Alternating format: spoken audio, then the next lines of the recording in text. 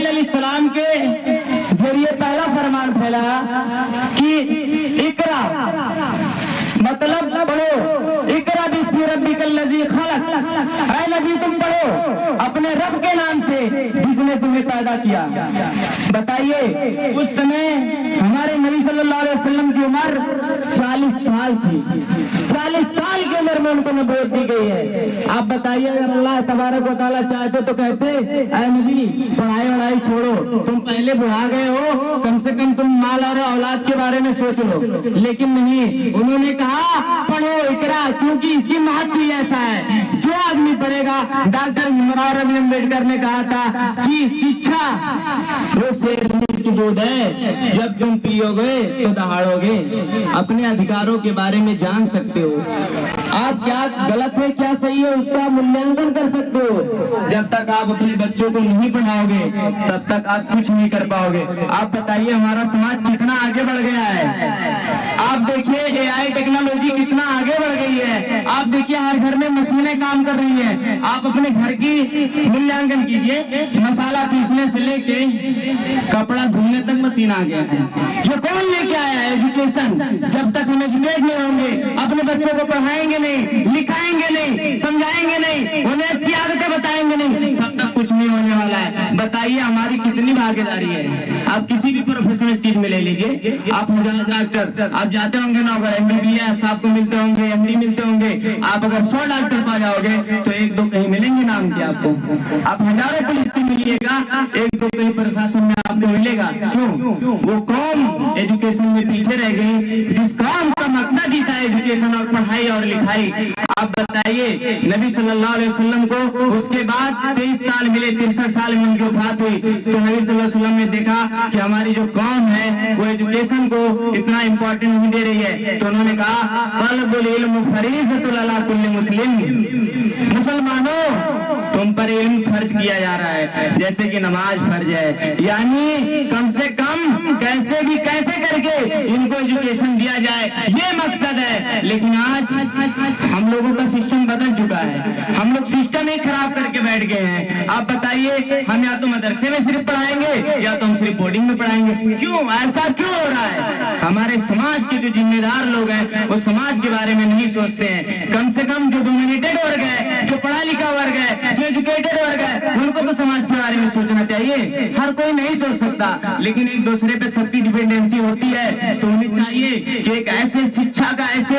Model या ऐसा system generate किया जाए या ऐसा प्लेटफॉर्म बनाया जाए जहां हमारे बच्चे दीनी तालीम के साथ साथ दुनियावी तालीम भी सीख सके। वरना आने वाले दिनों में हमारी गैरत हो जाएगी एकदम। मैं क्या कह सकता हूँ आपसे, जो पढ़े लिखे लोग हैं और जो मोबाइल चलाते होंगे उनको पता है। अभी हाल ही की घटना है, अंतरिक्ष से हम एक लेडीज को लेके आए हैं, वो 9.5 महीने तक वहाँ अटकी हुई थी। स्पेस एजेंसी से वहां से लेके आया, अमेरिका का नासा कंपनी, नासा के द्वारा उनको लेके आया गया। अब मैं अगर यही बात किसी गांव में जाके कहूंगा तो कोई विश्वास नहीं करेगा, क्योंकि एजुकेशन है ही नहीं है, कोई एजुकेट नहीं है कि भाई आसमान से हमने एक आदमी को ले आया, वो 9.5 महीना वहां अटके हुए थे, तो कोई नहीं मानने वाला है। लेकिन जो पढ़े लिखे लोग हैं, जो शिक्षित हैं, वो समझेंगे इस बात को कि हाँ ये बंदा सही कह रहा है, ये बात सही।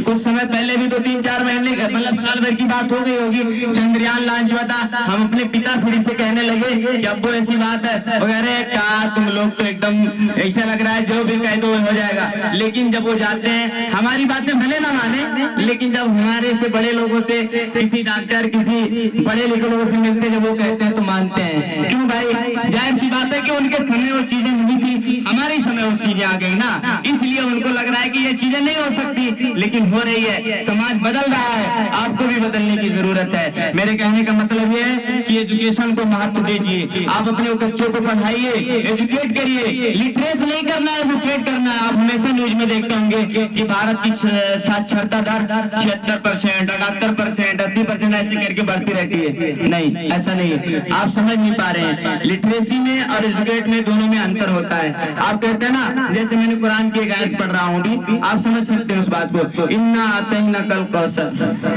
अगर इतना हम पढ़ सकते हैं तो खाली लिटरेसी हमें एजुकेट बनने की जरूरत है। हम इसकी मफहूम बताएंगे।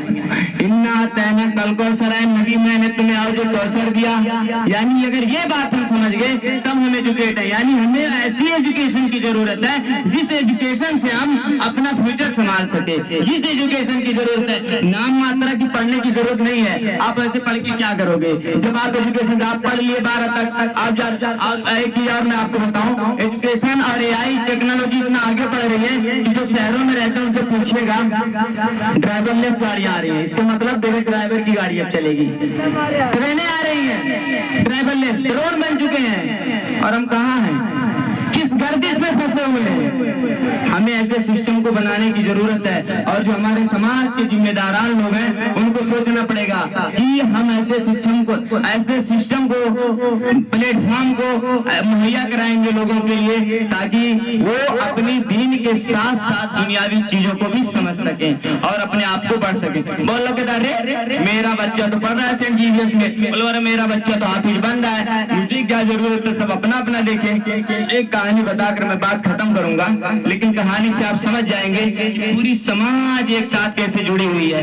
मैं उस कहानी को बताता हूँ। एक आदमी होता है, वो चिकवा होता है, कसाई, उसके पास 4 जानवर होते हैं, 3 या 4 जानवर। एक होता है बकरा, और एक होता है मुर्गा, एक होता है कबूतर, और एक उसके घर में चूहा होता है।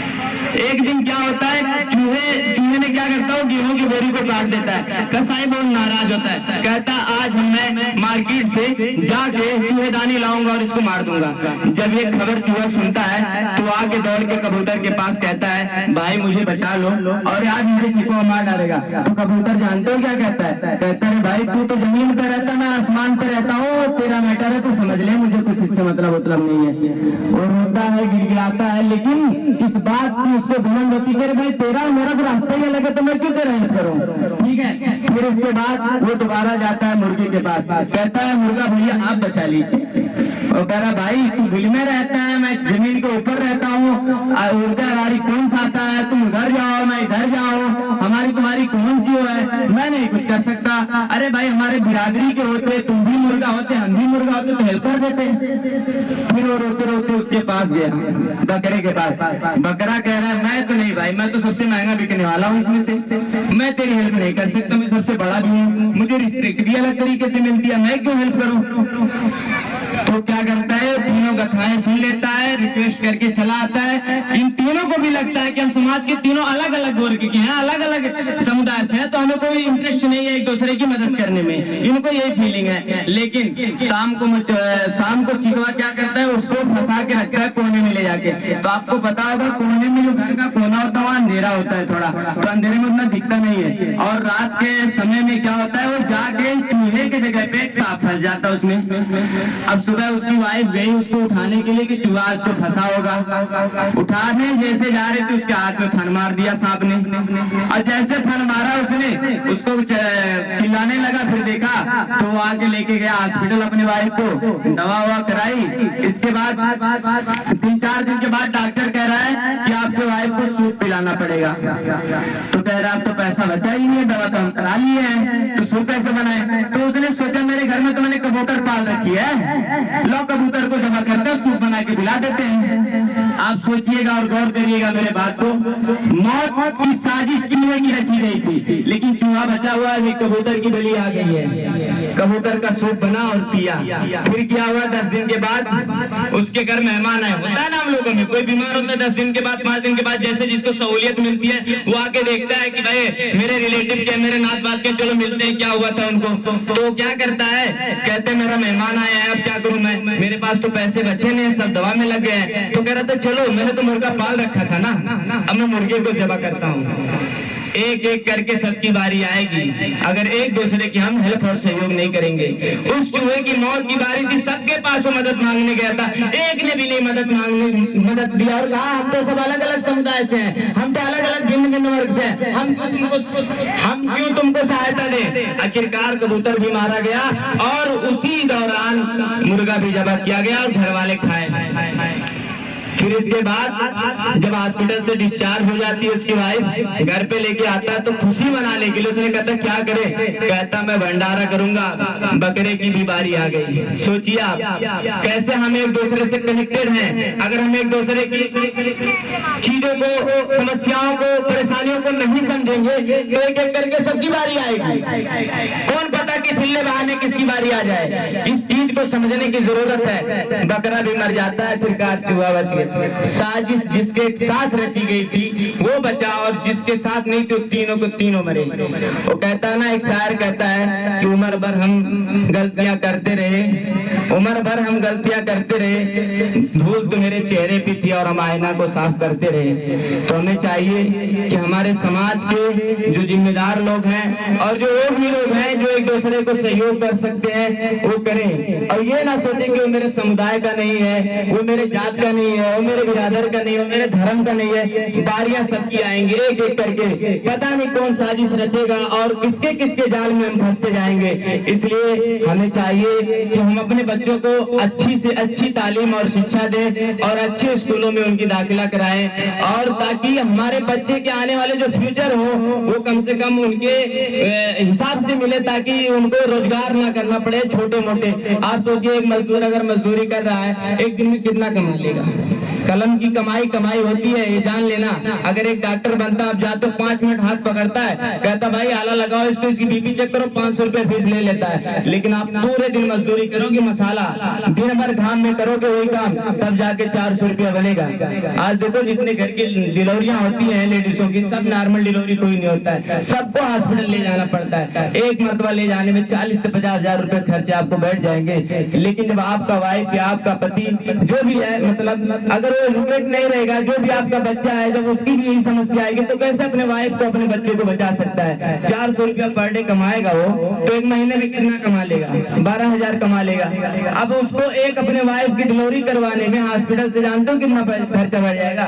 40-50 हजार रुपया बढ़ जाएगा। तो मान के चलिए कि 12 चौक 48, 4 महीने की कमाई वो अपने वाइफ को और अपने बच्चे को बचाने में लगा लेगा। इसलिए आप कलम की पढ़ाई से कमाइए और आप अपने बच्चों को सपोर्ट करिए, और इसके साथ दीन और दुनिया दोनों लेके चलिए। ना आप खाली दीन में फंसिए ना दुनिया में फंसिए। मैं कह रहा हूँ पैसे प्लेटफॉर्म को जनरेट करिए ना, कि दोनों चीजों को किया जा सकता है एक साथ।